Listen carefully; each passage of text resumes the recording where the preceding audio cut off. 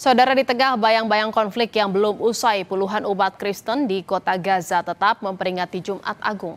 Dalam keheningan dan kekhusyuan, mereka berdoa di tengah duka dan ketidakpastian.